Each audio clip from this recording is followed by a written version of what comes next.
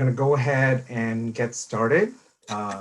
Welcome to the first event of the winter quarter, hosted by the David Rumsey Map Center. My name is Salim Muhammad, and I am head and curator of the center. I'm so pleased that so many of you have decided to join us today in what I'm hoping will be a lively conversation after the presentation. First, some housekeeping. I will give you a sense of events that are coming in the next couple of months. I'll share with you how to purchase the Time and Maps book at a discount. I will go on to make quick introductions to today's speakers and then pass it on to Caroline, Kären, and Abby. Their presentation is for about 30 minutes.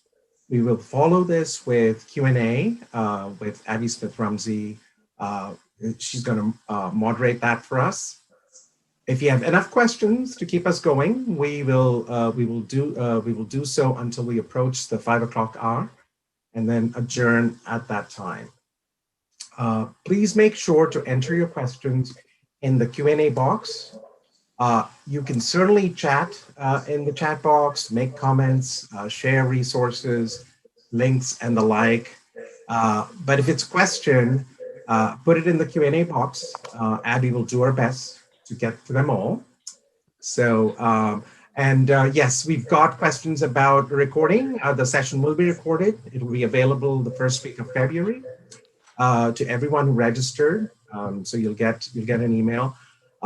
Also in our newsletter in February, as well as the Rumsey YouTube channel. So this will stay on and be available. So let me share the slides.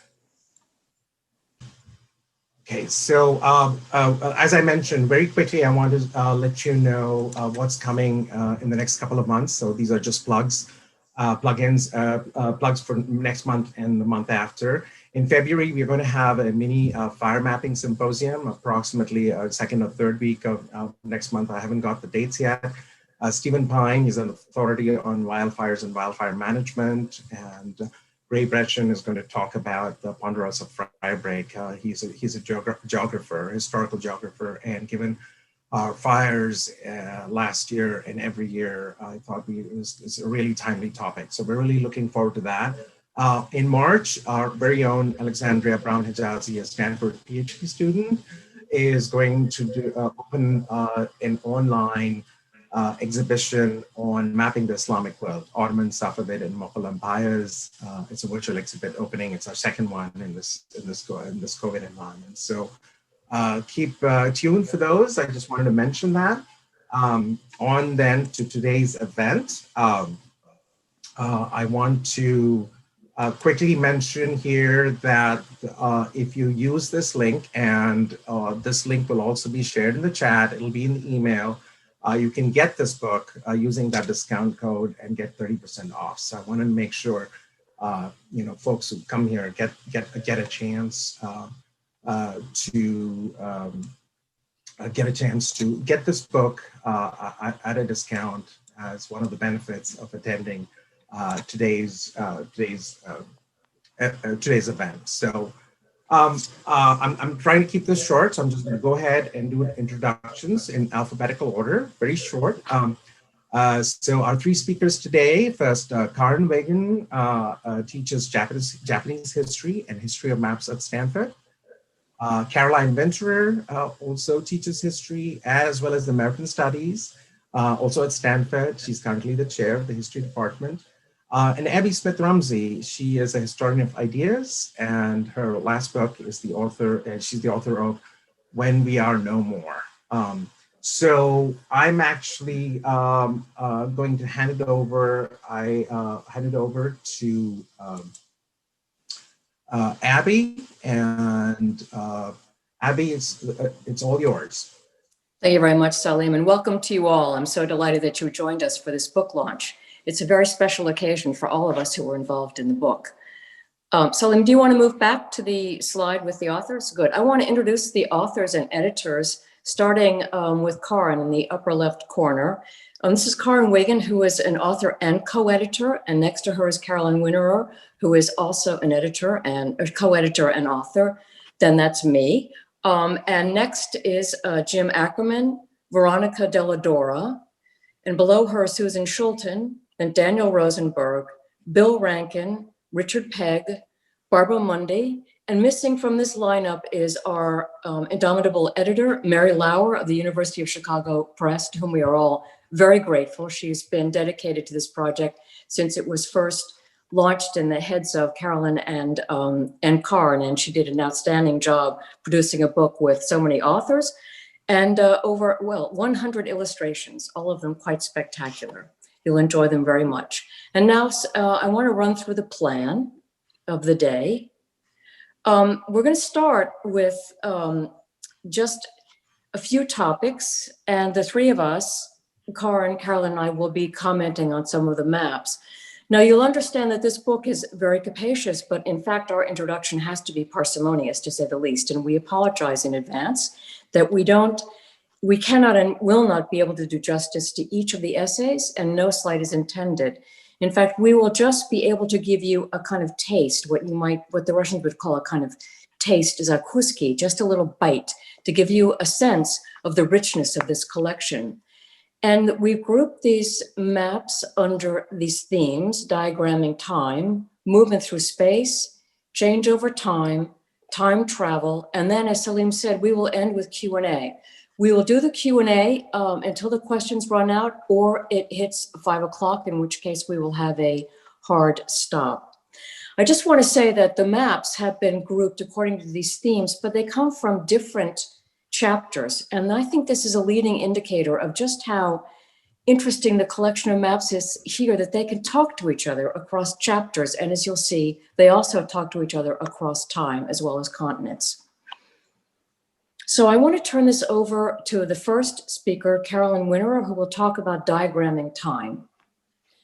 Yeah, thank you, Abby, and thanks to all of our contributors, many of whom are here today to watch this book launch. So I'm starting with diagramming time, and we decided that these were diagrams because they are not maps. So maps show you a particular place, but diagrams show you a particular space. And so the three things that I'm going to show you right now are all attempts to show time in a space that is not, in fact, a particular place that you can find on the planet Earth, but they nonetheless show time. So Salim, if you can go to the first one. One back. Yeah, there you go. All right. This is Emma Willard's The Temple of Time. Emma Willard was one of the great female educators of 19th century America, involved in trying to educate Americans for democratic citizenship. So here she's trying to compress all of world history into a memorable format. So she has chosen the format of a Greco-Roman temple. And starting from the beginning of time, she gives you columns, floors, and a ceiling, all of which show different important features of time, whether they are great men, great events, or simply national histories unrolling along the floor of the temple. My favorite part of this particular space is that the beginning of time is there at the back of the temple, which is creation in big capital letters, and it says 4004 BC, because this was, since the time of Archbishop Usher in the 17th century, determined to be the very beginning of the planet Earth. If you ran the numbers correctly within the Bible, the calculations would get you to 4004 BC, so the Earth was 6,000 years old. All right, so that is Emma Willard's Temple of Time. The next one is a geological time spiral that attempts to put all 4.5 billion years of Earth history into one simple spatial form. What is so beautiful about this particular diagram is that it uses a geological shape, which is an ammonite shell, to present a geological concept, which is deep time. So the beginning is down in that very little sort of blob off to the left, and then all of life unfolds over the course of billions of years. This really bears closer examination. So if you do get a copy of the book, look super closely at this, because there's lots of fun stuff packed in here, including, as we are showing here, the culmination of all of history, which is a surfer dude over there at the edge of time. And then the final diagram that we want to show you today in this section is the first attempt to map a human being thinking. This is from the American psychologist William James, who coined the term the stream of consciousness. He took a lot of geology classes at Harvard and decided to, again, deploy a geological construct to understand the human mind thinking. So here he's showing you a mind that is thinking the sentence, "The pack of cards is on the table." So time is unfurling over the horizontal axis. And what he is showing you on the vertical axis is the content of thought, which is a mind thinking this incredibly boring sentence, "The pack of cards is on the table."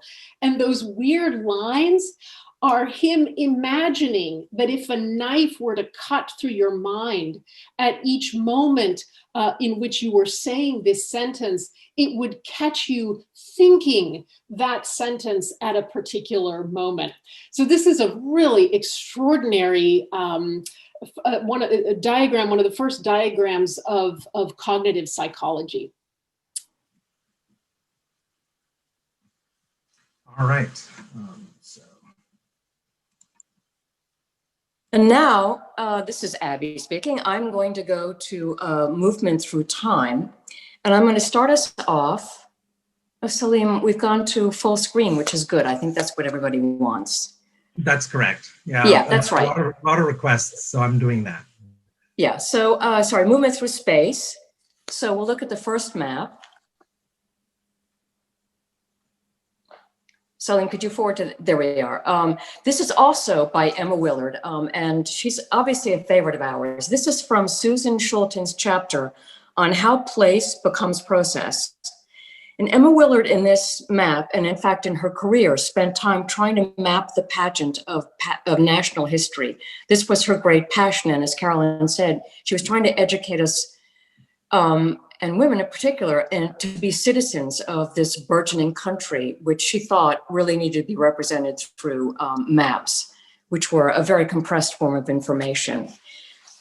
This is just a portion of her map on indigenous migrations. And what's interesting about it is that this map collapses time and space in some interesting ways.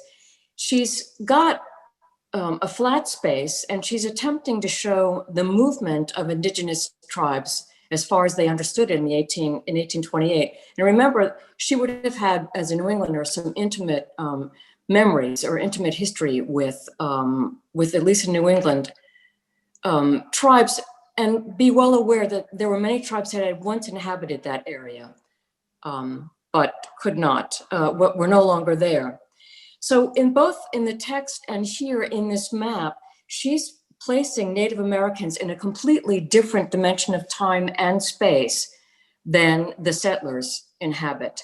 She's showing movement by these very clever arrows, and she's showing affiliation among tribes through this color code. But in fact, they are flat, these spaces. They are just approximations, they're abstractions, and they also indicate a huge amount of movement and no boundaries whatsoever. And what's interesting is that in the book itself, she puts Native Americans into a separate, somewhat, you could say, a prehistorical chapter. And in this map, she shows them in prehistorical space. Interestingly, you can see it almost looks like a palimpsest, but as Susan points out in her essay, Emma Willard has taken care to make sure that you see the boundaries of the states underneath where the Lenape are, for example, the Delaware in what is now Pennsylvania.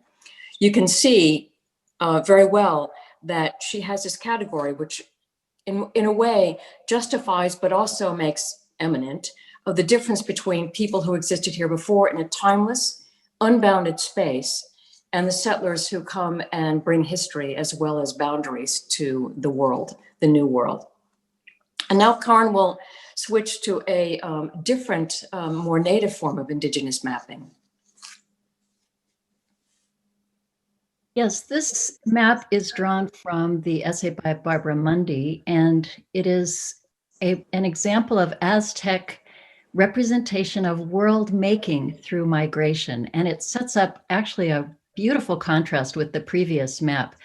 Because this is quite old and difficult to read, let's advance to the next slide, which will show us a facsimile from the 19th century that's a little bit easier to see.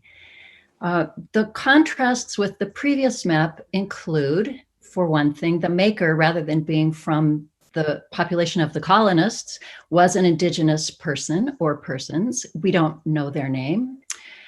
The context in which this map was produced was one of oral storytelling, and Professor Mundy tells us that it would have been accompanied by oral storytelling. There are evidences of where in the corners of the map that suggest that it was put up in public places so that the history of the Aztec migration could be narrated.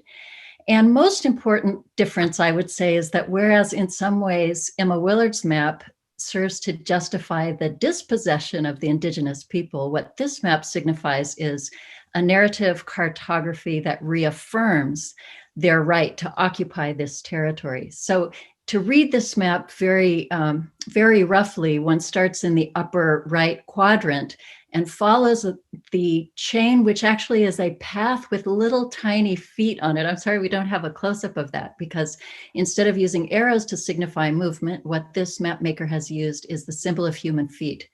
And there's a high degree of specificity about the places that are visited. Each of those icons, those what look like pictures, are actually logographs of specific places that they stopped in on the way. And there are dots underneath them to signify how long they stayed there. And when you get around to the lower left-hand quadrant of the map, which actually has to be inverted in order to be read right side up, this is where they've reached the Valley of Mexico. And through divine ordination, they conquer the people who indigenously lived there before them. And so conquest and migration are thoroughly intermixed in this example of Aztec cartography. And the essay, I think, brilliantly interprets this and similar artifacts as showing us that for the Aztecs, space was not simply a stage on which history happened later, but space and time were co-created. And if you can advance to the next slide, we discovered in the Rumsey Map collection a copy of a 19th century, the first National Atlas of Mexico, in which this facsimile was reprinted, surrounded by commentary and explanation in Spanish.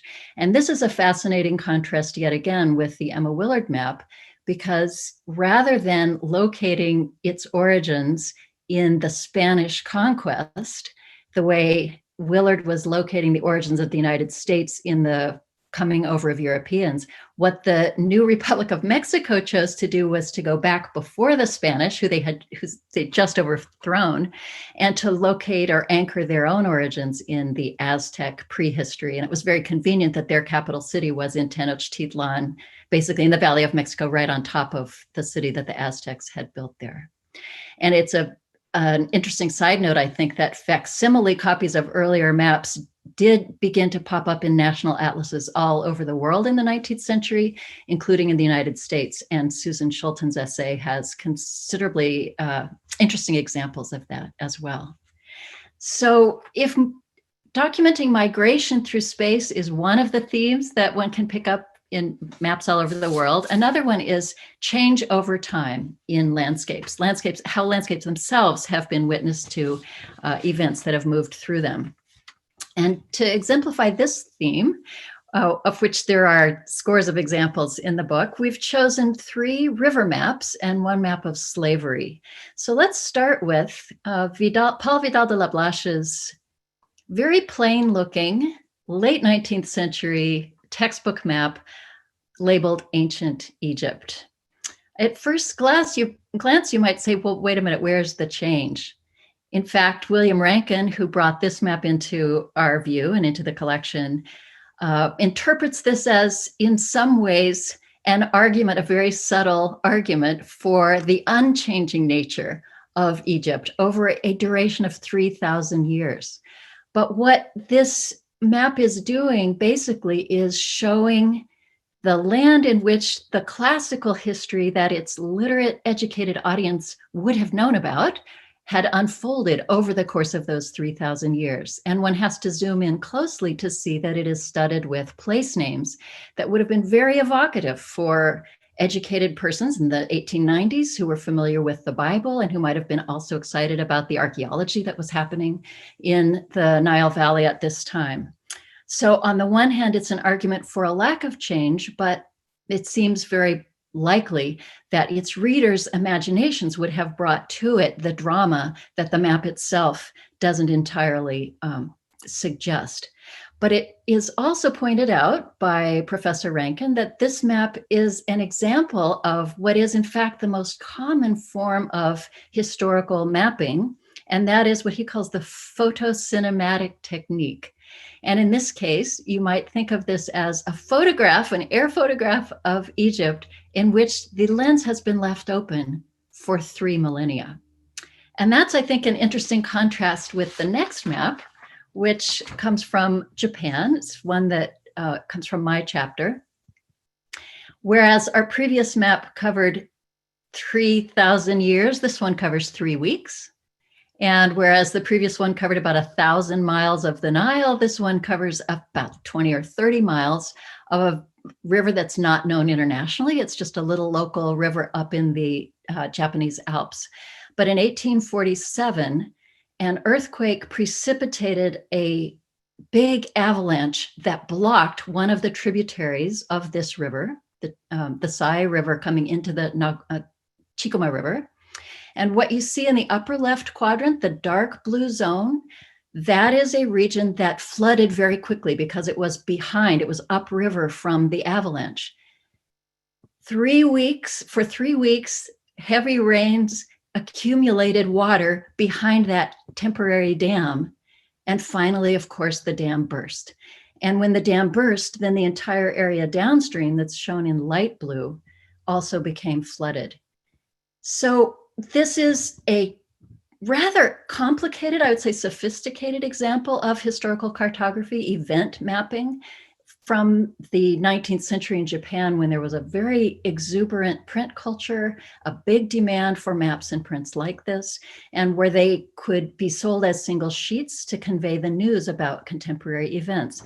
But yes, while there are significant contrasts with the previous map, there's some interesting parallels too that I think it's worth pointing out. Like the map of ancient Egypt, this one too is full of toponyms. Every little oval that you can barely see there in the blue watery areas represents a village, and the name of that village is written in there.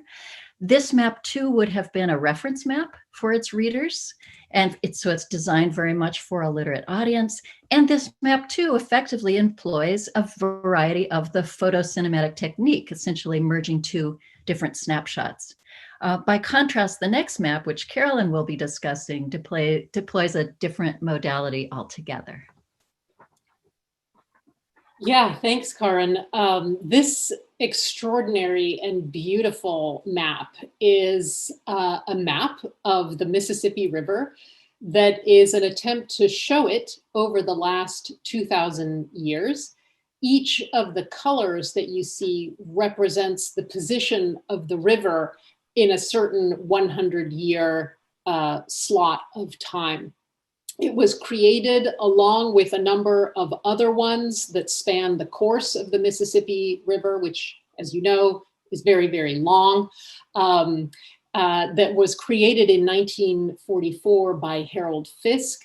It is featured in Bill Rankin's chapter for our volume, and fortunately, we were able to reproduce it in this sort of gigantic size, so you could really see the beauty.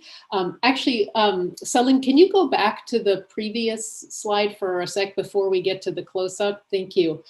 What I want to point out first is that it is a love letter to motion in time, in that the actual current river is the most boring part of this map. It's that white sinuous line that runs through the center of the page. So our gaze is not supposed to be there. Our gaze is supposed to be moving off to the side of that white boring snake into the marvelous excursions that the river has made over many hundreds of years. And now we can actually go to the next slide. By way of showing you that this is the little geological time key that appears on the left-hand side of the map, so that the oldest excursions of the river appear here at the bottom of the page in dark red, and the most recent ones appear near the very top. And in the little excerpt we've pulled out for you, you can see that in some cases, whole hundreds of year periods have been lost to our knowledge from this river. And so, as Rankin points out in his chapter, this is one of the instances in which a map can show the operations of human memory in some ways. So this is not the photocinematic aperture that Kären was just talking about for some maps. This is a map that operates like human memory, in which new memories replace older memories. So it is really a marvelous map in so many ways. All right, I will hand it off to Abby now for the last map in this sequence.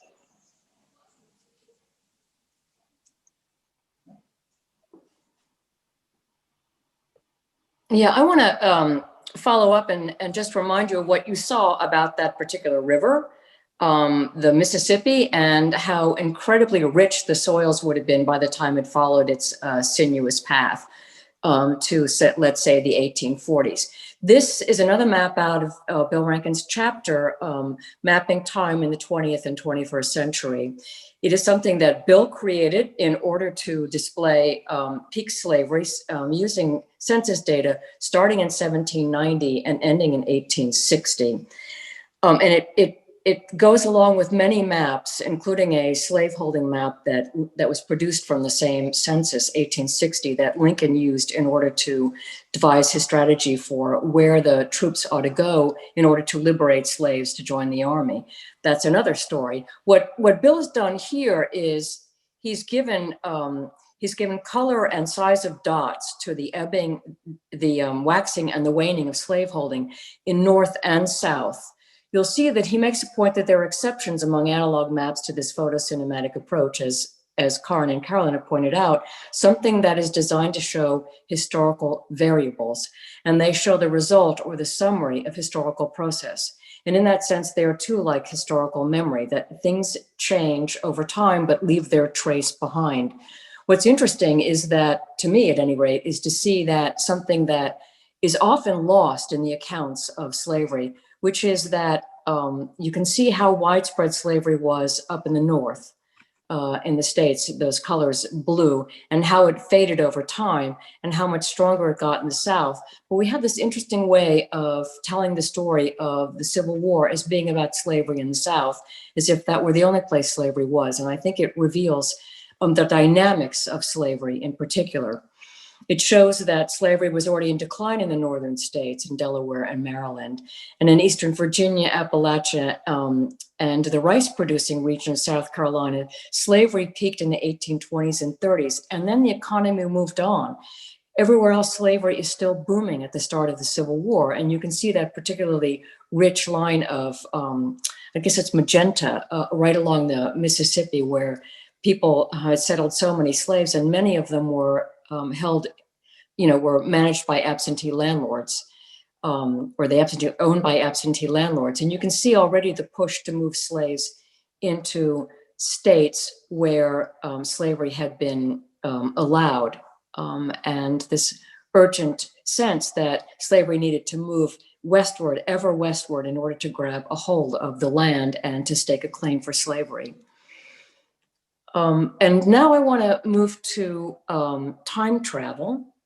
And I want to say, buckle your seatbelts and get out your tourist maps, because you can, we're going to do some time travel as tourists, since we can't do the kind of spatial travel, so to speak, that we would normally do.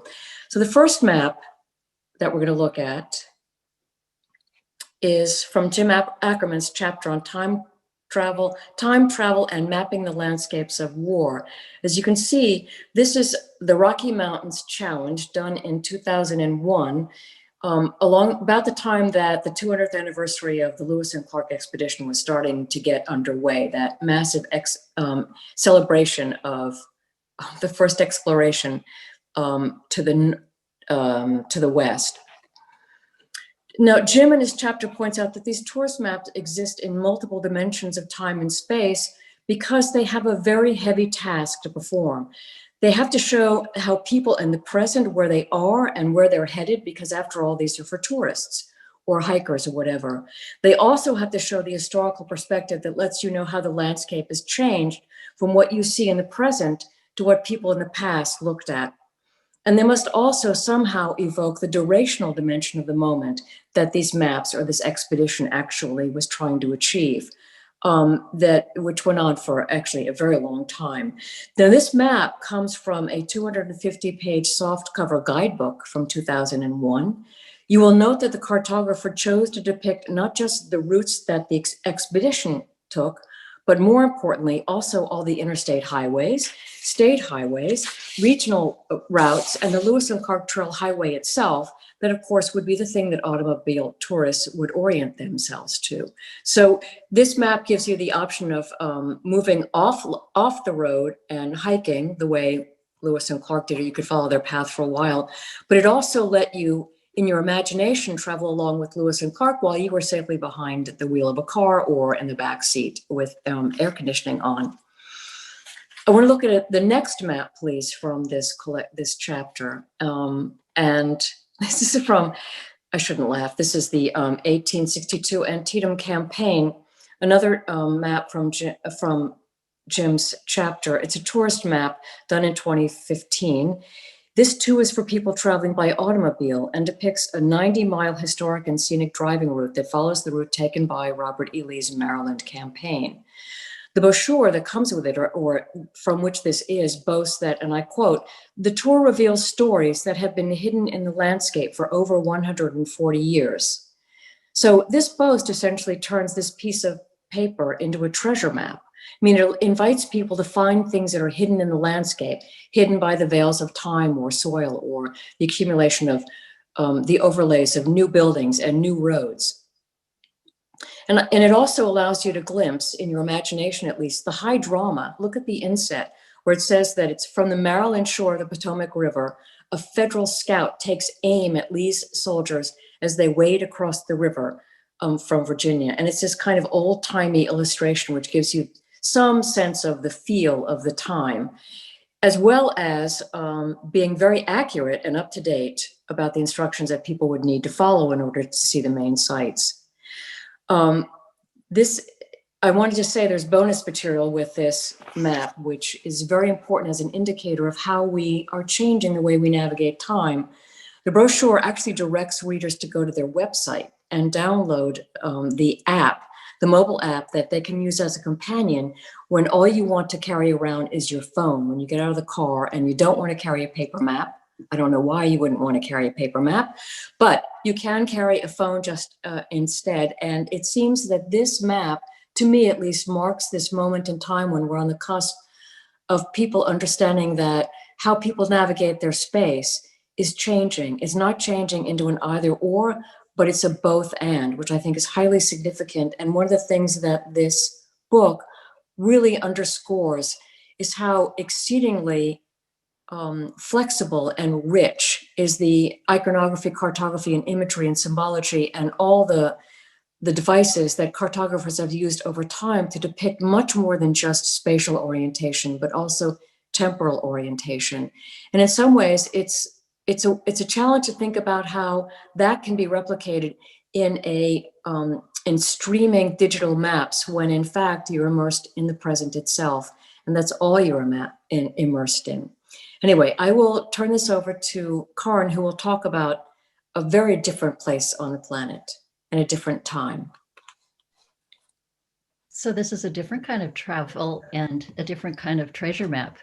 But these are just our last two images. We'll be closing out with a couple of examples from the really colorful and rich cartographic archive from East Asia, which is just spectacular. And I'm very pleased that we were able to represent that in the book in two different chapters. So time travel was the only kind of travel that Japanese during the Edo period, during the 19th century, could make to China. This is a map of ancient China for them. It's called China during the Tang period, or the territory of the Tang. And it's really very similar in its function to the map of ancient Egypt that we introduced so long ago in this half-hour presentation.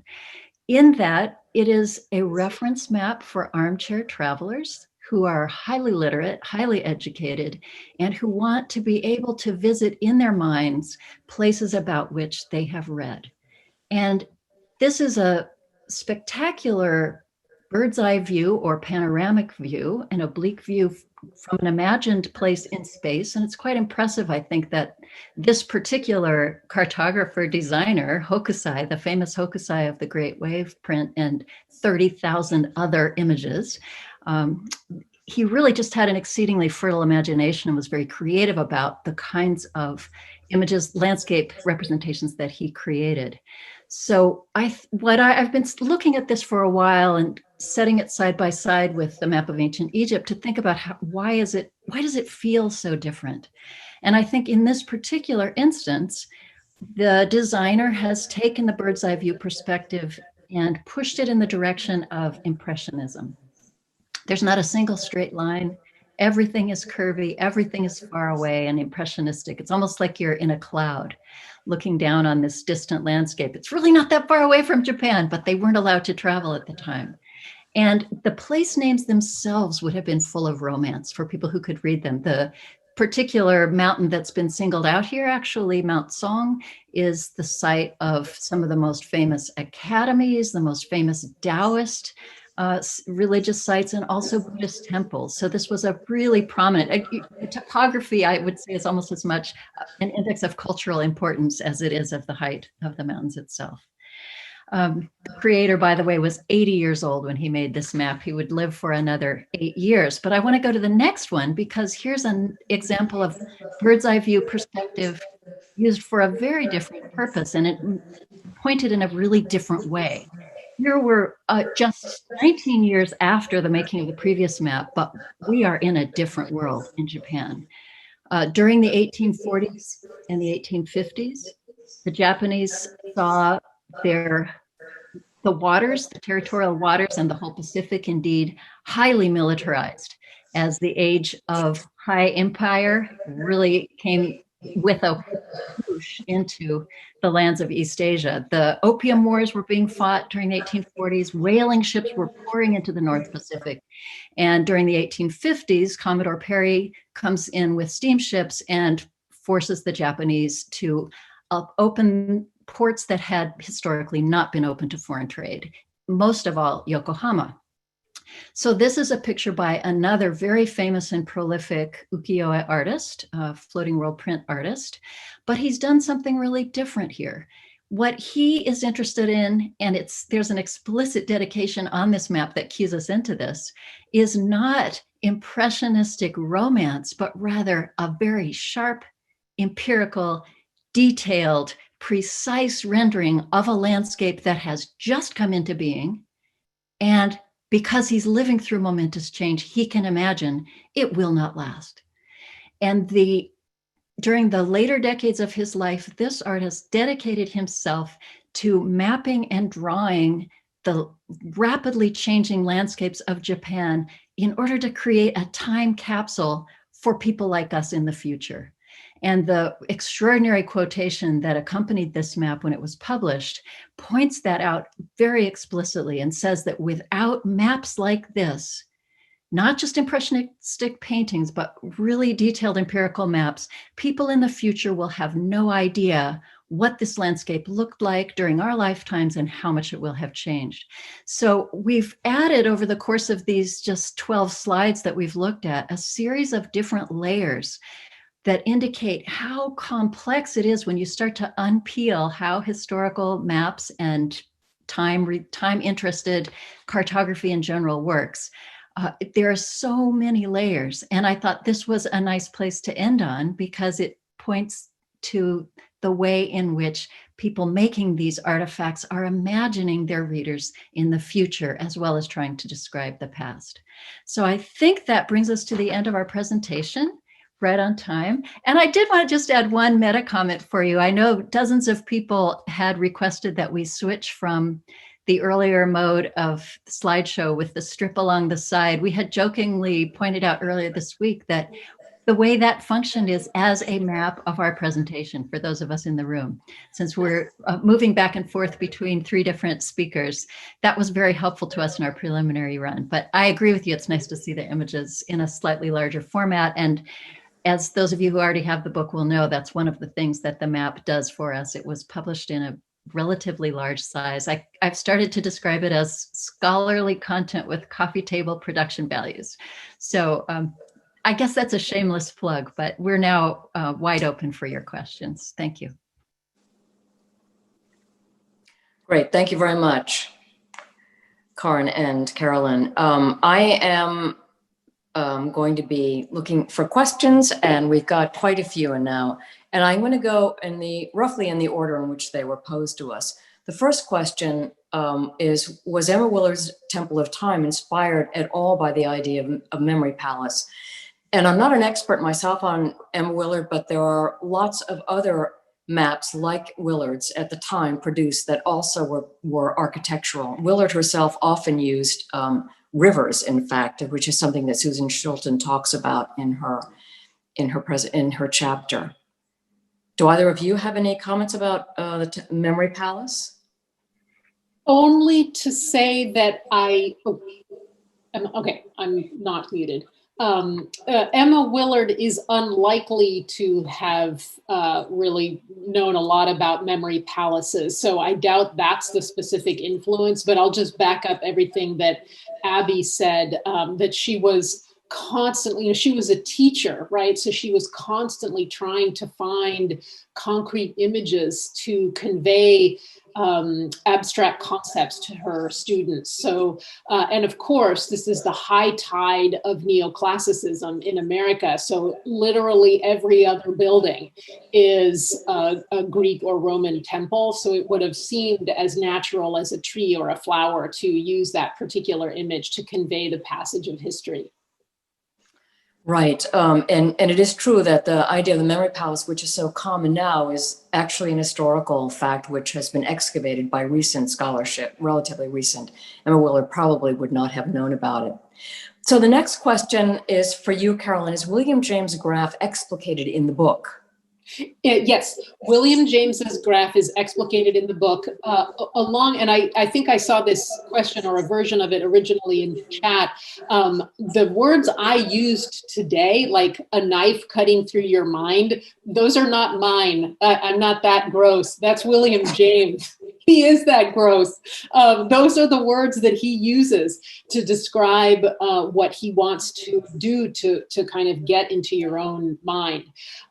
So the particular quotations are from volume 2 of the Principles of Psychology, his 1890 textbook, which is one of the first secular attempts to understand the workings of the human mind without reference to the deity. And you can find it about halfway through volume 2. So I believe you can find this in Google Books, and you yourself can look. There's also, just because he's kind of weird guy, really interesting. There's another visualization about identity that's right near it that says, I am the same I that I was yesterday. I don't know if he had that as a question or whether that was a statement, but he also attempts to map that fundamental axiom of a unified self-identity. So you will find many riches in William James's Principles of Psychology. If I could add a footnote to that, we very deliberately wanted to include in this brief presentation some examples of images, figures, diagrams that push the envelope of what a map is, that are spatial, even though they might not be geographical. And part of the historical justification for that is that the maps we're considering, which began really proliferating in the 15th and 16th centuries and have continued to practically explode into the modern era, have been accompanied all along by this larger cultural phenomenon of diagramming and graphic visualizations. And it's really important that very often the two went side by side, even on the same page. So to put these maps back in context, I think it is worthwhile to do that. And for those who like other kinds of visualizations, there are a couple of chapters from which we were not able to pull samples for this particular presentation, but that you might find very interesting. One is on the use of the veil and other kinds of pictorial imagery to suggest time, which often showed up in cartouches around the edges of maps made in early modern Europe and had very interesting significance. And then another fascinating chapter on diagramming grammatical propositions as spatially related objects or concepts. So if you want to go into the really far out edges of the mapping world, check out those wonderful chapters too. Thanks, Kären. Andrew Nelson, that question was from Elizabeth Mattis, incidentally. Andrew Nelson asks, points to the interest in infographics now, and he's wondering if among the images presented today, the Mississippi River map is particularly striking and makes me wonder to what extent did the authors of these maps purposefully seek to imbue their work with aesthetic value, to complement or even in excess of didactic value? Would they or their contemporaries have seen their products as works of art? Would the maps have been consumed as such? Kären, I have things to say about that, but I don't want to go first unless you want to.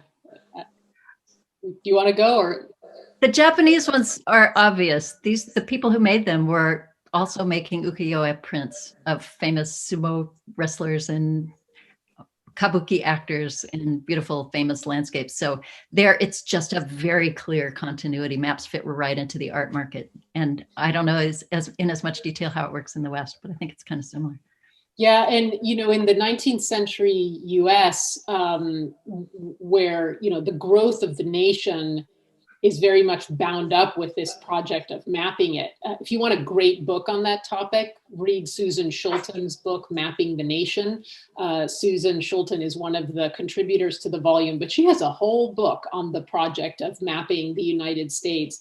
But these map makers really saw what they were doing as an aesthetic venture as much as a scientific one. And we tend to separate the two projects today, at least in some of our academic life or colloquially. But in the 19th century, the project of aesthetics and beauty was totally bound up with the project of science and cartography. So some of the maps in my chapter on the rise of deep time are made by people who were also on the side landscape painters and watercolorists, and they united those branches of their inquiries and practices in ways that are a little bit more unusual today.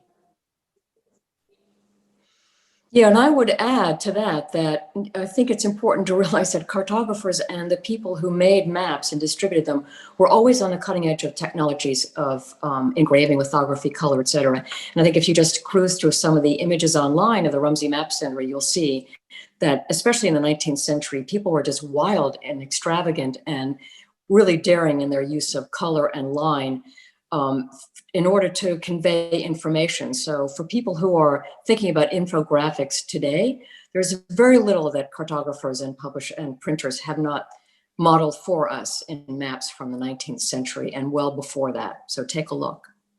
So I have a question from Jim Stouffer, and another question about the criteria for inclusion of essays and maps in the book. And that's for the two editors. Is the question that open-ended? What was the Yes. criteria? What is the criteria for inclusion in the book? Oh, Shall we Well- move on to another one? Well, there is an answer to that question. It's like real life, right? So we could only bring in a certain number of people for a conference because, one has limited time and funds and all that. So we would have loved to include other parts of the world. So there are glaring holes in the book. Africa is not represented. India is not represented, et cetera, et cetera, et cetera. One reviewer has already said we need a second volume on this. So I see a little fatigue already setting over Kären's face at the thought of doing a second volume. But anyway, so that was one criteria of one criterion of inclusion. I guess another criterion was, who was willing to do a deep scholarly dive onto a certain cache of maps, to problematize the maps in interesting ways, to open up a new field. And so, we brought in a really wonderful team of people, but in no way does the volume pretend to have universal coverage. And also it stops at around the year 1400. So, a third volume could go into the pre-1400 period, into the ancient world in various ways. So what the chapter does is really to do a series of deep dives into a smaller number of maps. Kären, did you want to add to that? Oh, just that in addition to everything you've said, which is really helpful, I think, for people to get context, we intentionally opened the door to people from very different disciplines. So we have art history, geography, map design, history of science. It's a really broad range. And we also did not give people very explicit instructions or requests. We basically said once they had agreed that they would do those deep dives, dive into the material you love and bring it. And as a result, speaking for myself, I thought we were going to be looking at historical maps that were intentionally made to tell historical stories.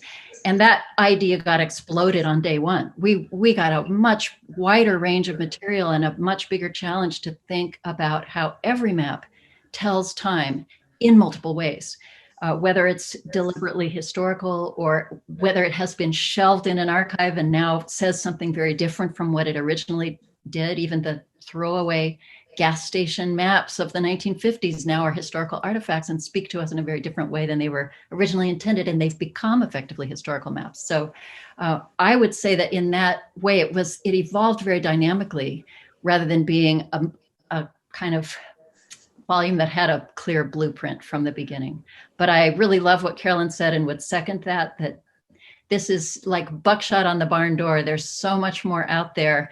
We hope it's suggestive and exciting for people. And one of the subtexts of this whole enterprise is paper maps are still cool. And the Rumsey Center is really cool. You can get hold of them digitally, but they were designed initially in a different format. And once the doors are open again, we can actually go and handle them in person. And there's an excitement with that nothing else can match. Great, thank you. So I have a question. It's a technical question from Gary Granat. Excuse me if I'm mispronouncing your last name. Fabulous maps, are they downloadable in the EPUB version?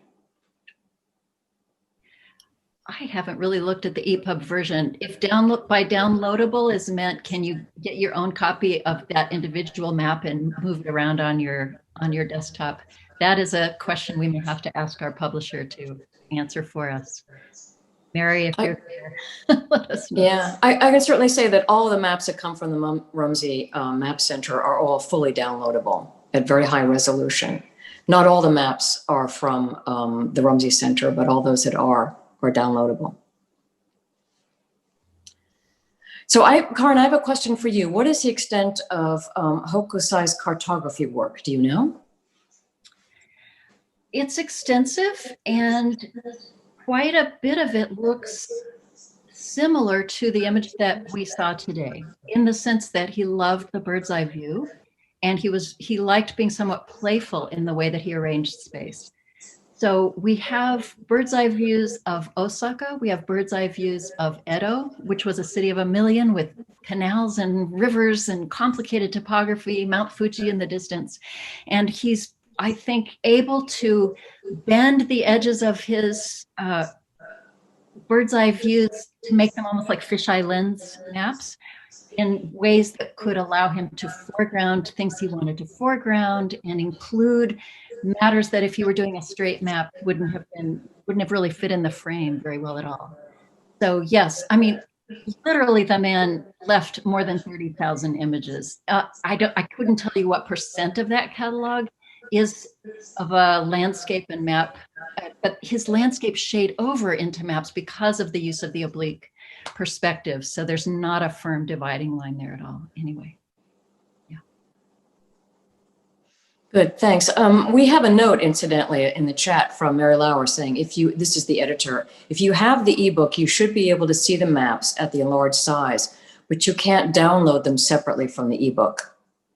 To which Susan Chilton replies, thank you, Mary, our hero. So well done, Mary. Thank you. And Abby, there's just a further addition from Mary Lauer's assistant, Molly McPhee, saying the maps can't be extracted from the EPUB, but they are available in high resolution in the EPUB.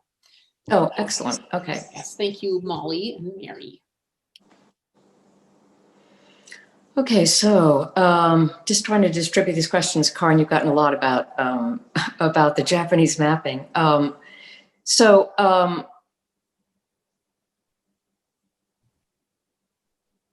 Yeah, this one is from Barbara Mundy, and she asks, could you assess the change that map printing brought about? Did the possibility of large circulation have an impact on the themes and content of maps? Oh, enormously in the context that I know best. Because before map printing, the patrons of maps were wealthy families, royal families, shoguns and daimyo. And what they wanted to see was very grand and ornate and glorified their power. And once a literate public could buy a single sheet map, they say, for the price of a bowl of noodles by the end of the Tokugawa period, which means either noodles were really expensive or maps were really cheap. Then an enormous range of themes opened up because people were on the roads, they wanted to travel, they're interested in the news, they're interested in earthquake maps, fire maps, flood maps, as we've already seen. And fanciful imaginary maps, maps of a geisha's body, maps of the brothels, maps of, the back alleys of Tokyo or of Edo. Tremendous range. Yes, the answer is yes.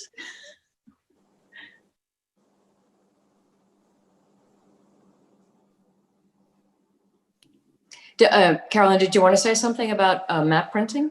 Oh, I mean, I think I'm just a Xerox machine for Kären saying, yeah, ditto in the US. It had all of the same. I wish Susan Chilton could magically pop up behind me to give the definitive answer to this. But in my experience as an American historian, exactly the same thing is the case. The proliferation of maps and all kinds of imagery through new techniques like lithography just democratizes is not the right word, but popularizes all of these visualization techniques. Yeah, and I will say I know from experience looking at some of the wonderful maps in the Rumsey collection that there was an explosion of map makers in the 19th century, and many of them went bankrupt. So there was clearly a very huge demand, and I think it's like the technology boom of today. Everyone seemed to glom into the field and come up with lots of very interesting technological innovations for which there was no business model, unfortunately, but they do make exceptionally beautiful artifacts to collect. There are a lot of stories in there about the printing business, which is very important. So this is a question from Nancy Hamilton for you, Kären. Did the Shinano map exist on its own prior to the earthquake and flood? In other words, was there a pre-existing map modified to show this event, or was it made anew to show the event? Oh, that's a That's a gift question. Yes, the Japanese authorities starting in the early 1600s were very eager to map the territory of Japan. And so the shogun orders the regional lords to collaborate and to map every province in the country. And it seems that the regime was not very tight-fisted about the resulting maps, did not keep them under wraps, allowed them to be borrowed, copied, and miniaturized, and eventually they come out into the marketplace. So by the time that map comes out, which is way at the end of this process, right, 1847, you're 247 years into the Tokugawa shogunate, it's only another 15 years before it's going to collapse. But by this point, yes, those maps are out there, and that is very important. And it makes a really useful moment to introduce a historical point that may have relevance outside of the Japanese context, which is that when the state underwrites the very expensive process of surveying and creating what become base maps, that helps to facilitate this more diverse, popular, sometimes playful, sometimes counter mapping project that happens in the public sphere. They're not divorced at all. Similar story in the West, right? Thank you. I'm getting a lot of questions from the same people, different questions, same person. I'm going to try and move among many different people, so I will pick and choose. Tom Paper asks, says that plat maps often show intent of what will happen to the land in the future. Did any of the authors address maps that show how land would be treated in the future? Like developers' blueprints, that kind of, is that the kind of mapping that we have in mind? I don't know. I do think that there's something aspirational about many of the maps made by Americans of the continent, if I can put it that way. Absolutely. Oh, yeah. American mapping in the 19th century is imperialism through paper and ink. You know, they just engross areas of land within the federal regime simply by visualizing it. And actually, there's more than one way of doing that. You can do it. The first. What's the word I'm looking for? I'll remember in a minute, but you don't have to use the actual shape of the continent to do it. You can use circles and squares and all kinds of physical means to show the United States being much, much larger than it actually is. And in order to erase the pre-existing occupation and land claims and sovereignty claims of other people. Oh, I know the word I was looking for. It just popped into my head. Pie chart. The first pie chart in American history was made in 1800, it is an attempt to show the American territory in square miles in the form of a circle.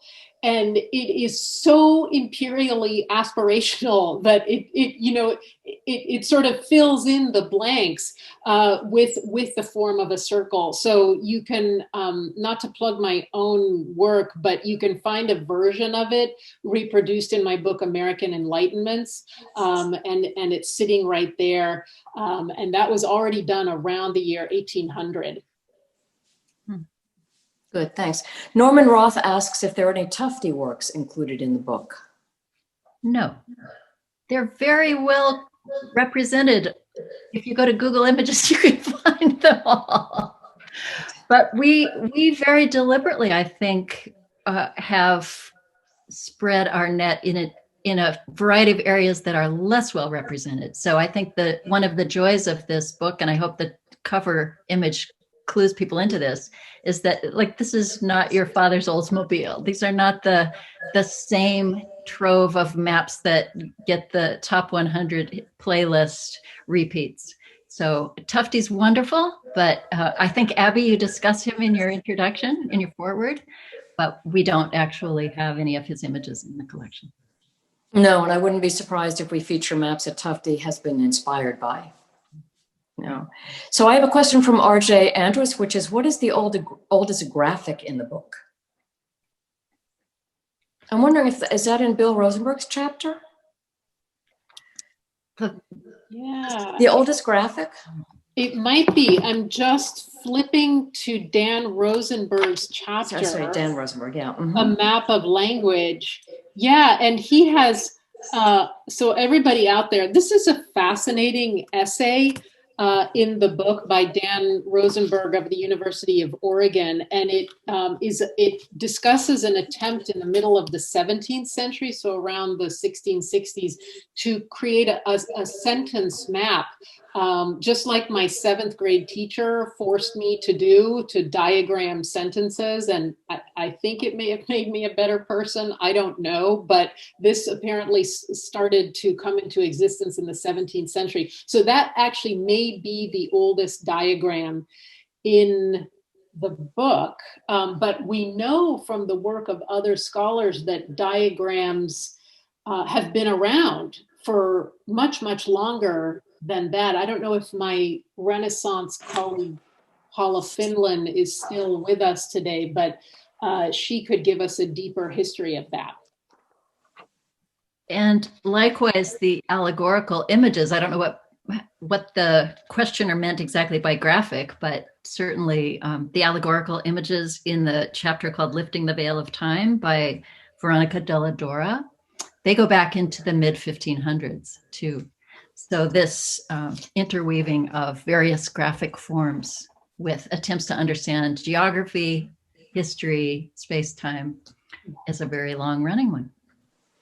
Yeah, and I think some of the most interesting things that I would call, graphics are in Barbara Mundy's chapter about mapping from the Aztec Empire. They're just very different from what you would expect in Western graphics.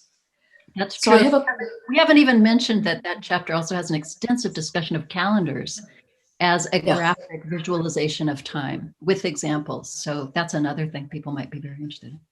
Yeah, we have a bevy of MASH notes from various people on geological maps. So Leslie Gordon, for example, is saying, read the Mississippi map. This is a geologic map. They are all beautiful, multicolored, still being made and valuable. Yes, they are.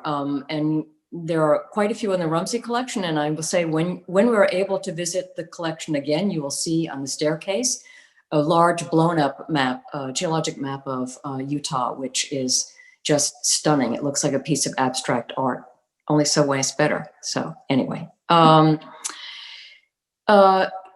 here, this is from Lawrence Penny. Can you comment on the advantages of representing time proportionally in some cases and as a sequence of notable events, some separated by clock time more than others in other cases? Representing time proportionally in some cases as a sequence of notable events and some not. Yeah, this comes up in the book I'm currently writing on deep time, and it's the great desideratum of 19th century geologists is to figure out how to represent the geological eras proportionately. And they have no idea how long any of these eras are because they have no idea about radiometric dating yet. So it's all talk about, what was that, the buckshot on the barn door? Is that what you said? It's this memorable image that you have.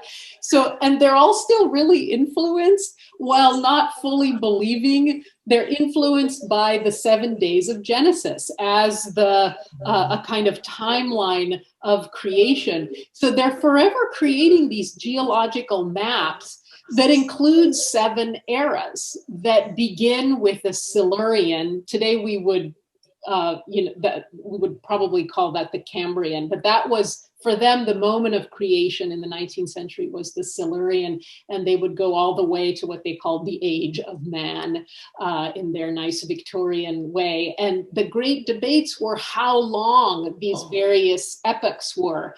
So, was the most ancient era of the earth the longest? So was the Paleozoic the longest? And if it was, why was it the longest? And they thought that maybe time itself dragged slowly during the infant periods of Earth's history in the way that a small child is sort of palsied because it's not fully matured yet. And they applied that to the Earth. So at least in the field of 19th century geology in both the United States and in Europe, the continent, and Britain, there was an attempt to come to terms with kind of relative amounts of time in these particular visualizations of the geological stratum.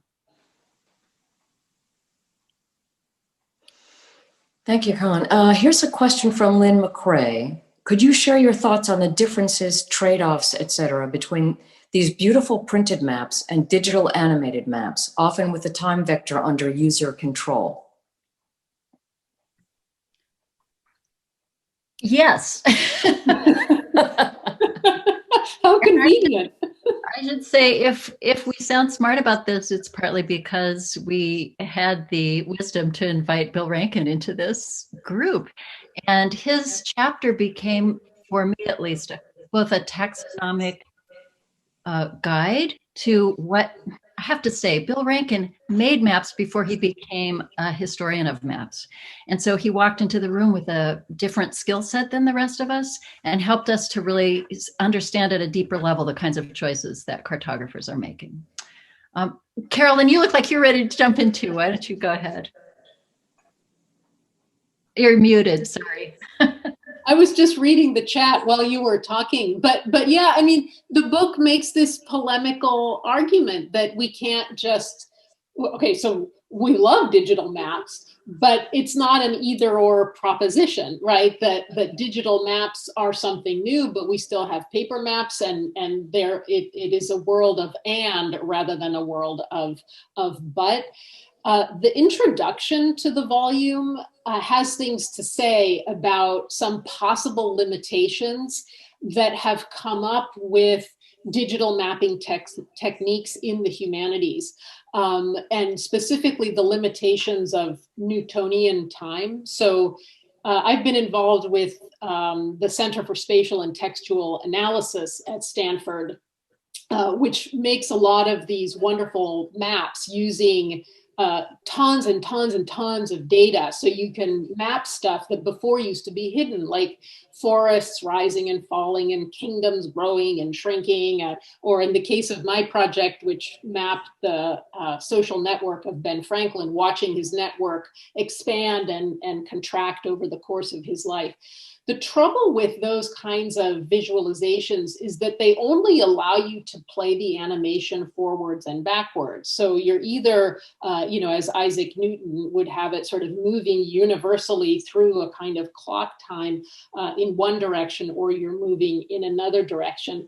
But as so many of the essays in the volume show, and I would especially point out Barbara Mundy's brilliant essay on this one, other times and places thought about time and space, and also time-space, in a really, really different way.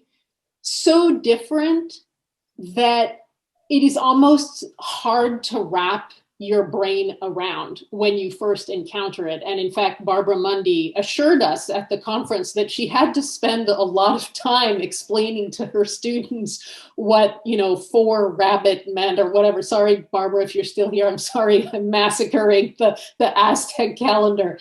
But that way of being in the world in time space was just profoundly different. So our volume is polemical in the sense that it asks us to revisit dichotomies that have emerged since the rise of digital mapping.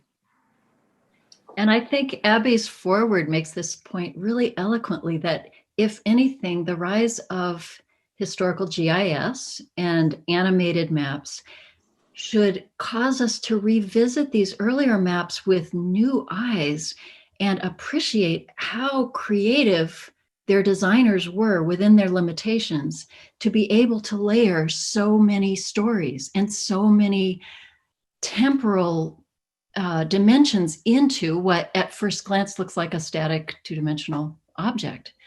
I think the more we probe that, the more we see. And it's partly a matter of how educated we are as we go to look at them. So we really hope that this becomes a way to plant a flag in this terrain and say, these paper maps have, these traditional maps, whatever medium they're made on, some of them are on calfskin, some of them are painted on walls. I mean, that became actually another very interesting thing to talk about, but that the pre-digital is not less sophisticated by any means. It's sophisticated in different ways, and we have to learn to appreciate it. Yeah, I think one of the great boons of a new technology is it makes us look completely anew at the old technology. And, of course, naturally, we assume at first that one technology supersedes the other, and it doesn't. On the contrary, I think in the case of particularly digital text, we've begun to understand what books do in a completely different way than the time when we had only books. I think the whole study of books has been born of the digital moment, and I think that's going to be true of cartography and digital mapping. I would also draw your attention to this really stunning chapter by Richard Pegg about Jesuit maps in China and Korea, because there you see two different mindsets, two different cultures coming together, trying to essentially visualize the same thing. And it's just fascinating, the conversation you can read into it about these the different senses of time and space, and how they can talk to each other and enhance each other. And I think that's a model for thinking about the analog and the digital. And I would agree as well that one of the deceptive things about these markers, the timelines, is that you are not in the driver's seat. That's a complete illusion.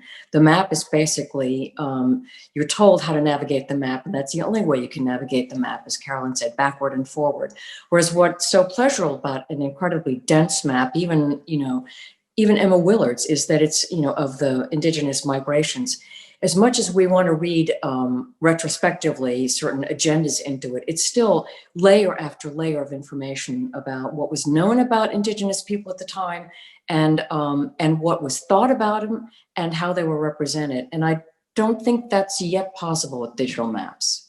I'd be glad to find I'm wrong. I have a question for you, Kären, from Arman Kassam. He asks, other Japanese maps like the one depicting China, on the other hand, use a fixed perspective as opposed to rotating a map to read toponyms. Was the use of mixed perspective related to the scale of the map by choice? So I believe what Arman is referring to is the very interesting convention in Japanese mapping, especially with large size maps that would often have been laid out on a tatami floor and people were expected to move around them, that the orientation of the text could vary. So as with the Aztec map, that you have to actually turn it around in order to read it right side up when you get to a certain quadrant, Japanese maps were often made that way. So that the text at the bottom of the map faces the bottom, but the text at the top faces the top. And I think it's an interesting and astute observation that that is not the case with this particular print of China. My off-the-cuff answer is that as maps became single sheet objects in the print market that could be perhaps hung on a wall, decorative art-like objects, that it was more conducive to usability, to orient all the text in one direction. So for the shogun who gets to walk in and parade in his tatami all the way around a giant map, and the Stanford Library actually owns one of these amazing 19th century maps that we can rarely get it out because it fills an entire room. And I'm told that the shogun probably was able to walk right into the middle of that kind of map to be able to read it all. Most of the rest of us were not allowed.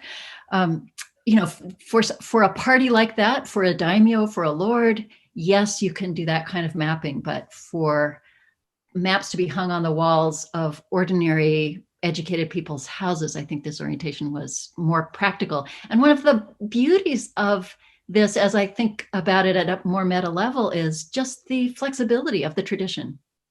What I love about the Edo Cartographic Archive is, and I keep thinking of this expression over many years, let 100 flowers bloom.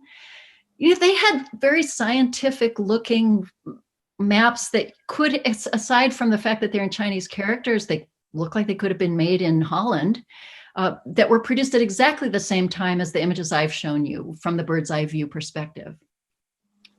And the one didn't displace the other. One wasn't seen as more modern and one is more archaic. They had their places. And I get the feeling of a great range of freedom for designers. We have many techniques. We have many schools of thought. We have many schools of design. We can pick and choose whatever works for this particular instance. And I like to think that there's something similar to that operating in other places as well, but certainly in early modern Japan. The flexibility and diversity of that tradition is really quite impressive. Thanks, Armand. Indeed. So we have a question from Jennifer Wolcott. With the comparison between the Aztec journey and Emma Willard's migrations, I thought I detected a PC overlay, labeling the Aztec invaders indigenous as good and the European invaders not indigenous, that is not good. Was this a part of the way the maps were presented by the creators or by the editors?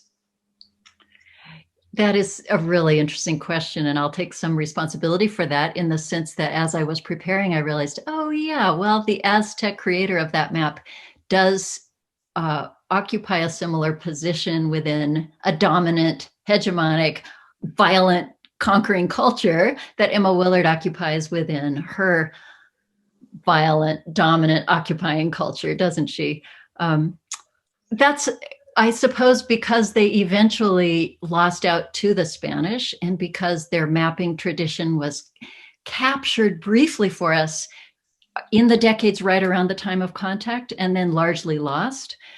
There is a certain romance to that now, but it is, I think, also interesting the ways in which that has been recuperated and deployed for political purposes by the modern Mexican state. So it's none of these stories are innocent of politics. If I represented it in what sounded like a PC way, I'm sorry for that. It's a very complicated, layered story in all cases. Did you want to add anything to that, Abby or Carolyn? Well, I will say I will also own that because I've talked about Emma Willard's migrations, and I would say I actually wasn't thinking of it in a politically correct way. Definitely, Emma Willard would not have described what she did the way we did. And I'm not in many way paraphrasing or attributing the author of the essay about this map, Susan Schulten, with any kind of political correctness or anything other than trying to represent honestly what was the mentality of people making maps at the time. It is quite noticeable and very typical of 19th century materials that they divide time between the time of calendar time, which is what civilized people keep, and prehistoric or before history time. It was just, that was, Emma Willard was the map maker, and that is exactly how she saw it. And whether she was aware of it, I don't know. I mean, she must have been aware of it at some level because she wrote it, but would it have seemed strange to her or in any way politically correct? I don't think political correctness existed back then. And I don't think that at that time, political correctness in some ways is derived from this sense of a sort of a post-colonial heaviness that lies upon us, that we must point out as if none of us were intelligent enough to notice this. Everything has to be ironic or in scare quotes, like this is what they said, this is what they did, but of course we who are now smarter know this was actually not the case. I much prefer Kären's way of looking at it, which is every culture has its own way of looking at the dominant and the subdued. And depending upon whether you're dominant or subdued, you tell the story differently. And I think Emma Willard is self-consciously trying to create a sense of nation among a very fragile nation at the time. And it was a real challenge. And I think she was trying to inculcate her students with a sense of national identity, which was, again, as Susan points out, in the making. It was emergent in the literal sense of just, coming into being and taking shape. And it did so spectacularly, I think, through women educators like Emma Willard, and in a field, in a time when geography was one of the core studies in any school. And geography, of course, barely exists as a study consciously anymore. It's been superseded by any number of other fields. So I don't think it's a question of political correctness so much as today's perspective being overlaid and pointing out, but to my mind at least, what was there latent in the Willard map, but also to me, to me, Willard was extraordinarily imaginative in the way that she showed and flattened time of the Indians when there were no conventions for the kinds of maps she drew to show migrations. There was simply no convention to do that. And so I thought it was actually quite sensitive and clever for her to come up with these lozenges for the various tribes and the arrows that show their migration. But all that is in the context of nation building. That's I'd just like a fact. to add one more thing that comes to mind while you were talking, Abby, and that is a signal difference between Emma Willard's maps and the Aztec maps is that the latter they confront you with the violence of the conquest. It's front and center. There's actual blood and dead bodies on these maps, and weapons and slaughter, images of slaughter. They didn't try to hide or efface the violence of the conquest by which they took control of the Valley of Mexico. To my recollection, that is not a big part of the mapping of US history. I think the violence that accompanied the conquest of North America by Europeans has largely been erased from our maps, and even the language, the conceptual language under which these maps are presented, their titles tend to be surprisingly passive. It feels there's an acquisition, there's a movement across the continent, but one doesn't really hear the guns going off. We have a question, it's a short question from Joseph Seeley. Does the volume include any maps that use information about the past and present to try to map the future? Oh, no, there's no, and Jim Ackerman said something about this in the chat about 3 miles up the chat now as I'm scrolling through. That was one thing that we didn't do with this volume, but that it's going to be in the 3rd or 4th next volume that apparently we need to do is, these maps of futurity. And Jim pointed out in that little note he wrote that a lot of urban maps, urban planning maps are innately aspirational. This is what it's going to be. So that would be, I'm already ready to do that volume. I know nothing about urban mapping, but it seems super fascinating to me. Okay, but in the volume. That's all true, but I do want to point us back to Richard Pegg's chapter here, because one of the things that I see, and I think Richard also sees happening in East Asia, is in the 19th century, second half especially of the 19th century, when Europeans are making such an aggressive inroad into the territorial waters of both China, Korea, and Japan, these venerable mapping traditions begin to ransack their archive for ways to position themselves and their people toward this future challenge. So although they're not actually outlining a blueprint for action, there are implicit policy implications in some of what they're doing. People, you need to think about this as the second coming of the barbarians or of the Mongols that challenged us 300 or 400 years ago. It's a more open-ended style. We wouldn't think of it as mapping futurity, probably in quite the way that you were talking about, Carolyn. It's not sci-fi and it's not real estate developers. But I would urge us to keep that more open-ended, very urgent, very anxious. We don't know the answer, but we have to align ourselves with the past in order to aim ourselves. The rocket that's going to shoot us into the future has to be aimed on the right trajectory. And I think there's a lot of that going on in this kind of cartography. And I would, sorry, Abby, did you want to go? No, I'm just going to say, I'm looking forward to seeing a continuation of the map that's on the cover of the book, the one where the surfer dude washes ashore. I want to know what comes after the surfer dude's time. Yeah, we're going to discover that the surfer dude is actually a surfer dudette, and she's going to run for president in the next iteration. The question about futurity brings up another issue that I've been thinking about a lot lately, which is the struggle to determine even what the present is in mapping. And this certainly was an issue for 19th century geology, which all emerges from the vantage point of the now, the modern, the moment, the present. Stratigraphy always emerges from the vantage point of the present. The geological concept of uniformitarianism, that the present is the key to the past, springs from the idea that we can know what the now is and what the present is, and that the now actually takes up a fair bit of time. So, thinking about how to map a future also involves wrestling with how to map a now and how long that now lasts. Yeah, I would say it's probably likely that somewhere in the 19th century there were maps of utopia, which is always a project that is going to be consummated in the future. But let me move on to the next question from Lauren Killingsworth. Welcome, Lauren. In your work for this project, did you see examples of people struggling to convey change over time in maps?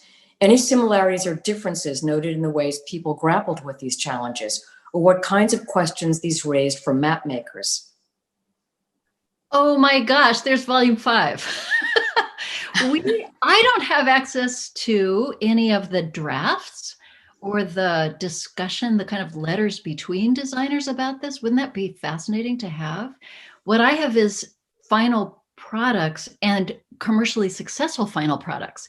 So your question opens up another entire category of work that it would be so much fun to have. The drafters' file cabinets. Wow, the unsuccessful examples are harder to find.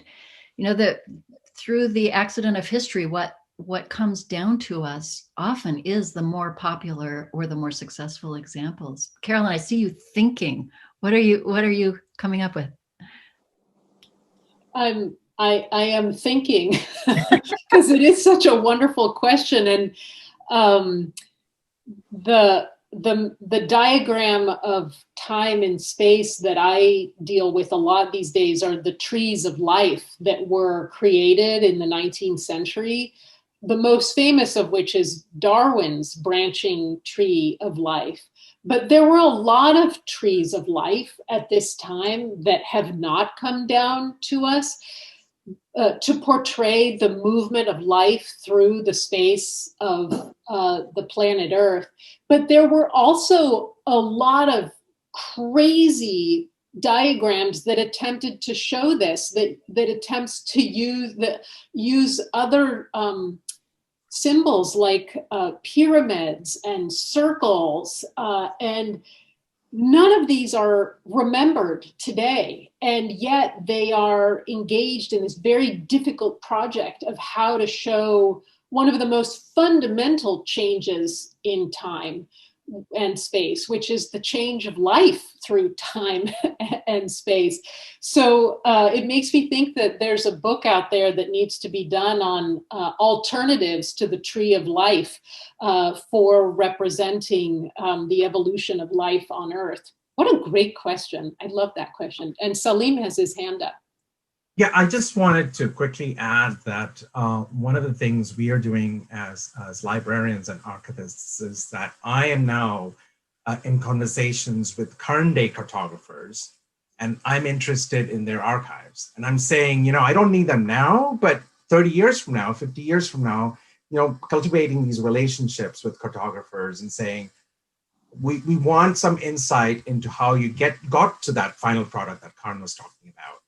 And so I think, as we evolve, we'll have more memory and more records. So good things to come. Thank you. This question is from Kenneth Habib. Japan closed itself off from the world before Perry. Wouldn't that be a factor in what maps were created or at least distributed? Oh, well, there's another gift question. Sorry, I have to indulge in a little bit of explication. The Japanese always kept the door ajar. And one of the things that did come in both in the early 1600s and then after a brief hiatus, again in a relatively steady trickle river after 1730, was maps. So the Japanese were not closed to world geography at all, and they were all along deeply participating in the Sinosphere. So they are importing thousands of books from China, and the Chinese geographers were connected globally. Their realm was vast. They were expanding it. They are employing Jesuits to map Inner Asia, and they're pushing out at their maritime boundaries as well and doing interesting mapping there. And the Japanese are picking all of this up. So actually, geography turns out to be, and cartography, a really good register to look at for those of us who want to stress the degree to which Japan was open during the period when it's usually described as closed. And one of the reasons that the cartographic archive from this period is so diverse and so interesting is because European style cartography really made a foothold, and it never disappeared. And Japanese mappers use those techniques to map the world as well. So to be sure, after Perry and after the collapse of the Tokugawa shogunate, there's even more of a flood of Western publications that comes in, but you'd be surprised how many geography texts and globes and maps had come in and were deeply studied and incorporated into Japanese traditions. Even Buddhist mappers who continued to put the homeland of the Buddha at the center of the world brought in the knowledge from European cartography and started putting Africa on their maps, and the Mediterranean and Europe, and even sometimes hot air balloons. So there's very, very interesting stories to be told there. Thanks for that. And this is also a gimme from Jim Stouffer. Did authorities try to suppress the publication of maps as a security risk, or as they might aid enemies? Well, the short answer is yes, yes, and yes. I would say that, in some cases, it's not a question of security or enemies, it's competitors. So the Spanish are well known for having kept a tight lid on all of their exploration maps, whereas the English were quite open about publishing maps about their explorations of the Pacific. So we know that Spanish maps of the Pacific exist, but were never seen outside of certain circles in Spain, whereas the English, simultaneous, had to map everything all over again because they had no record of what had been mapped before. One of the things that we go ahead, Karen. Yeah, one of the things that strikes me about the early modern history of cartography is the variability. There's kind of a spectrum of attempts to control versus attempts to profit from selling maps. And the Japanese in general, as I said earlier, the regime doesn't seem to have been particularly close-fisted with its maps, partly because by the into the 17th, into the 18th century, I think they felt fairly secure in their domain. But when they started to map the northern edges of their regime and go up into what we now call Hokkaido and push into Russian territory and begin to map that out, those maps were so tightly controlled that the Westerner who managed to escape leave Japan with a few of them in his trunk was, when his ship ended up, it's a long story, his ship ended up having to go back into a Japanese port because of a storm, at which point his trunk was opened and explored, and he got arrested for this, and the person who had given him the maps in Japan ended up being imprisoned. So the very culture that we've come to think of as relatively open and relaxed had, in this instance, a very tight kind of security concern about mapping that portion of its territory. And I think you see the same kind of variability over time and space in the European context as well. Well, I will say, Kären, one of the things that's most wonderful about the Russian mapping, or I should say the Soviet mapping, is they did suppress a lot of maps, but they did something even better, which is they made fake maps, which is to say that they would make maps of their country and actually locate towns that were secure hundreds of miles away from where they were. So any sort of nuclear site or any place where scientific research was done was sort of on the map, but nowhere near where it was in real life. So fake news was really invented by the Russians, fake cartography. So I have one of my favorite type of questions. It's a question from Maurizio Gianola, who asks, I understand this is outside of the scope of this book, but given your vast knowledge on this matter, what is the first ever digital map produced? What was the subject? Who was it produced by? Was it maybe military? Any takers? I'm sorry, I don't know the answer to that. That's a really interesting question. Yeah, I love that question. I have no idea. Do you, Abby? Well, I don't know, but I would bet almost on my life that it was a military map. I will say, Adrian Zakar has just said in the chat, the Gulf War is 1990. Oh, okay. Interesting. Thank you, Adrian. We need to collect that for the center. Okay, so here's something from Fabian Drixler. To most of us today, reading a map that combines time and space is quite intuitive. What do we know about how this habit of mind arose and spread? What obstacles did it run into? And he's got a little gloss on this. He says the anthropologist Lynn Kelly argues that many pre-literate societies use their landscapes as memory palaces. If she is right, that suggests that reading space as time comes easily to human minds. I'm also thinking about pilgrimages through sacred landscapes and about what it feels like to travel from the modern edges of an old, well-preserved city to its ancient core, a journey back in time. So if spatiotemporal maps remained rare until rather late in the history of cartography, should we therefore be surprised?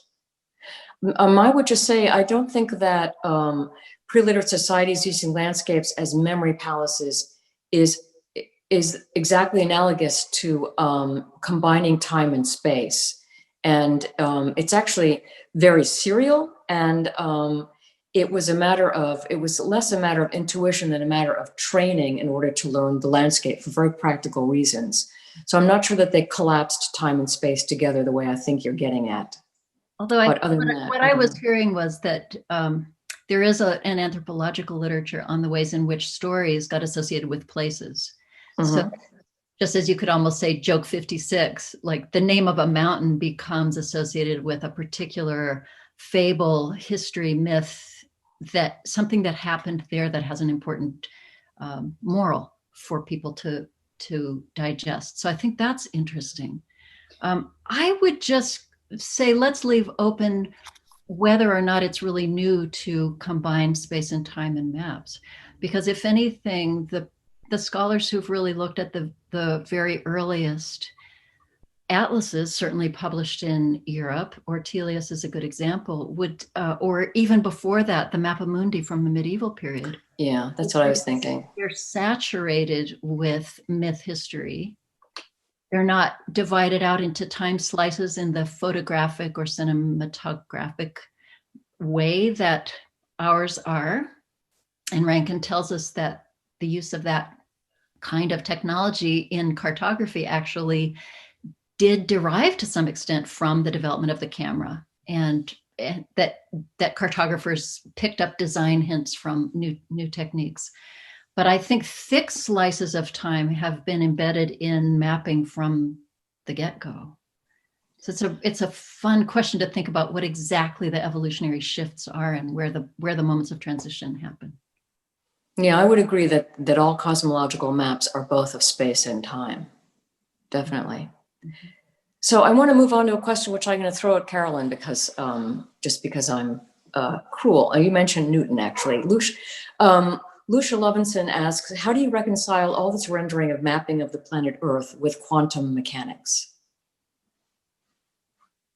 I don't know. Okay. Boy, I wish this person were standing here to expand. I know nothing about quantum mechanics. I did have something more to add to the previous question, though. Sorry. Which is, sorry, quantum mechanics person, that as modern anthropology was developed in the 19th century, and I know everyone knows that anthropology has deeper intellectual origins, but it really gets consolidated in the 19th century. The way they determine whether you are a savage or whether you are civilized, right? In the two great dichotomies of 19th century anthropology, one criterion is whether you are able to tell time with spatial objects, or whether you use time to talk about space. So they would say, well, the American Indians are savages because they say that that building is 3 days walk from here. But as they evolve and become civilized, they will be able to use a clock to tell time. So baked into our modern categories of analysis about time and space are assumptions about who knows what about time and space. Great, thank you. So we have about 15 minutes left, and I know a lot of people have moved on, but we have some questions left, so I'm gonna just march on. Christina Gerhardt asked, did you consider maps of various media? I am thinking of wooden maps. I will say that without having actually thought about wooden maps, one of the things that became apparent to us as we talked is that maps in different media have different degrees of portability, different degrees of visibility, different degrees of even legibility, different scales from which they need to be viewed. And so one of the ways in which I have now learned I need to institute a kind of habitual corrective to the easy access that we have through a digital collection like the Rumsey Center's collection is to always go back and read in the metadata, what is the size and what is the medium, what is the context in which this map originally was presented.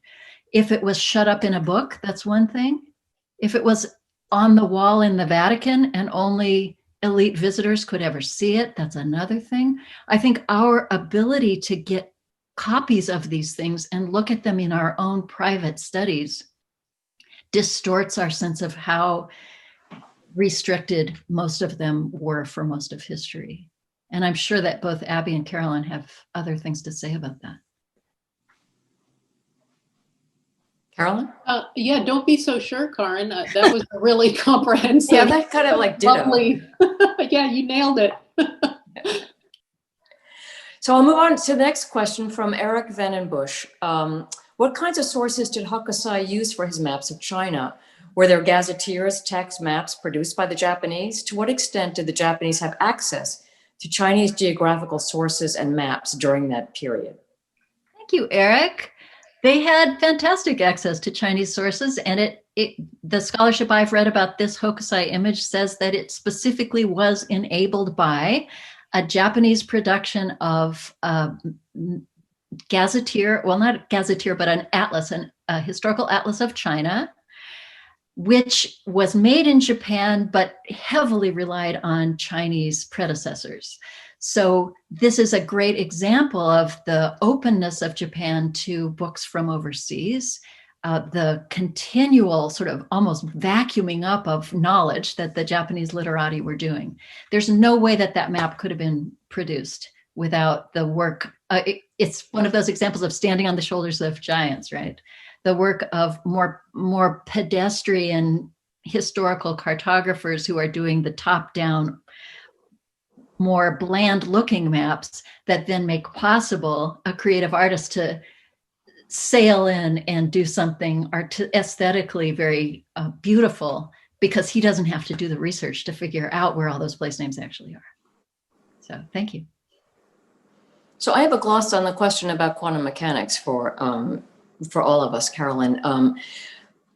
Lucia Lovison responds that quantum mechanics is a combination of Einstein theory and Bohr, Niels Bohr, I think, chemical theory, and the mapping is essential, and somebody of you should be looking at it, I think.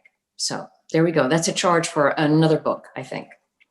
Abby, I just want to quickly interject here, if you don't mind. I know Caroline has to leave relatively soon.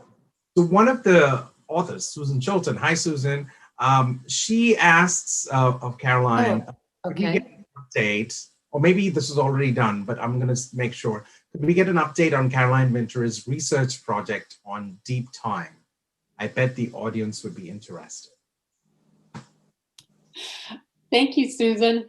The book is proceeding apace.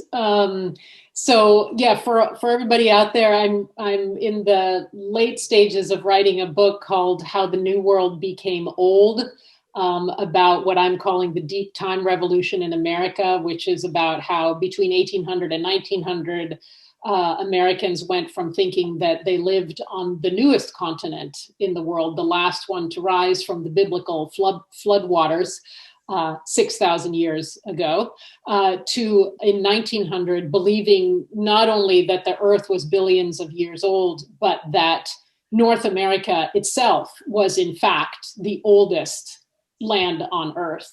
Canadians out there, this is specifically the Canadian Craton in Eastern Canada.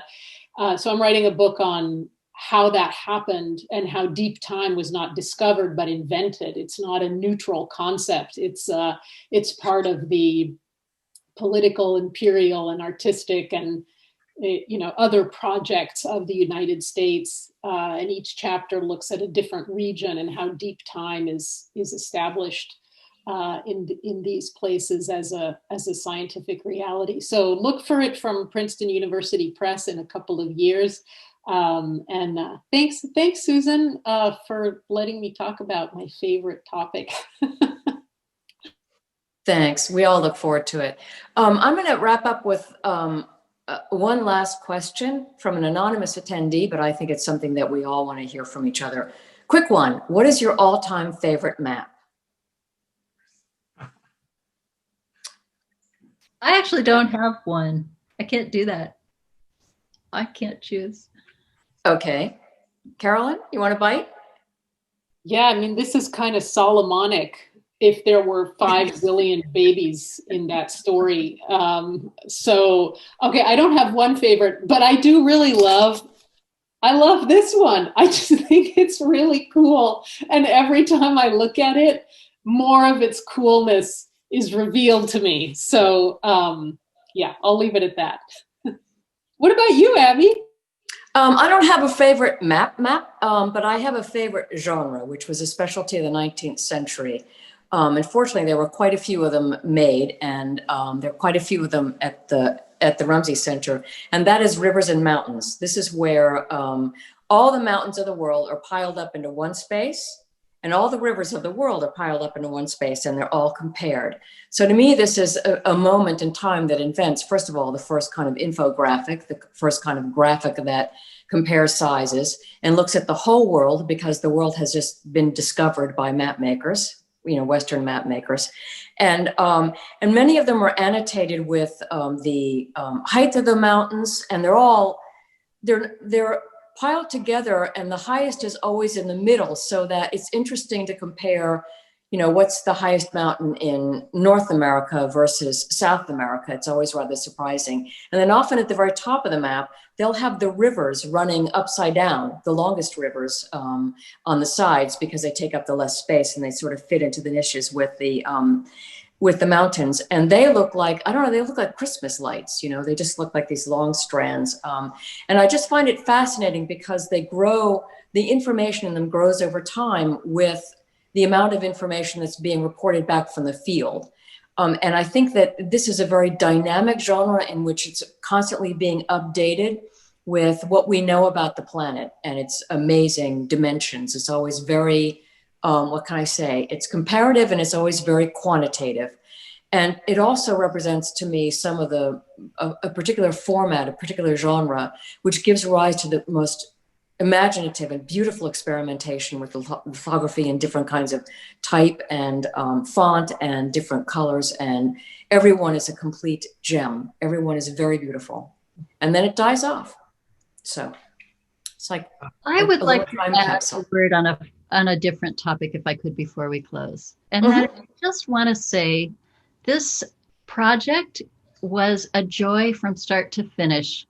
Jim Ackerman, one of our authors who's been with us for the last couple of hours, said, I hope everybody understands how much work it involves editing a volume like this. And that just isn't my sense about this at all. We had fun. And I'm so glad that this conversation seems to have conveyed some of that. We're still we're still learning. We're still discovering as we go. And I just want to thank all of the collaborators. It was a big team, librarians, department chairs and deans and heads of libraries who helped to support this project. The Rumseys themselves who gave so generously, the people at the University of Chicago Press, and all the friends and family and students especially, who got excited about maps with us and told us everything they know and made us sound smarter. So thank you all for being part of this. It's just been a joy. Hear, hear. I also want to just thank all of you for doing this. We're so delighted to have the center be part of this. I know it seemed like eons ago, but hey, look at this beautiful book. I just deep time. Sorry? Academic deep time, 3 years. Academic deep time, that's right. Yeah. Blink of an academic time. Blink of an yeah, I kind of like said, oh, wait for the book in a couple of years, like, whoa. But of course, it takes time. Everything takes time. So appreciate all of it.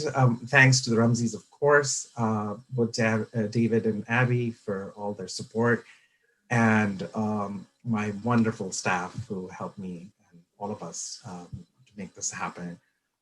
So I appreciate all of that. All of the folks who came, thank you. There's still 138 of you here, and but it's Friday evening. People are dropping off, which I can well imagine. So please come again. Our next one is this mini symposium on fire and fire mapping by Stephen Pine. He's kind of he's written 30 books on fire mapping, so on fire, and he's going to concentrate on fire mapping and also about the Ponderosa fire break. So that's happening in February.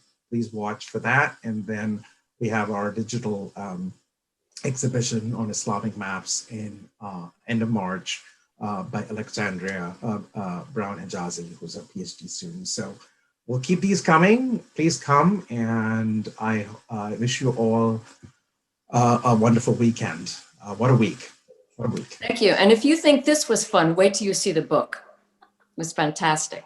It's beautiful. Congratulations. Thank you, everyone. Thanks, everyone. Bye, everybody.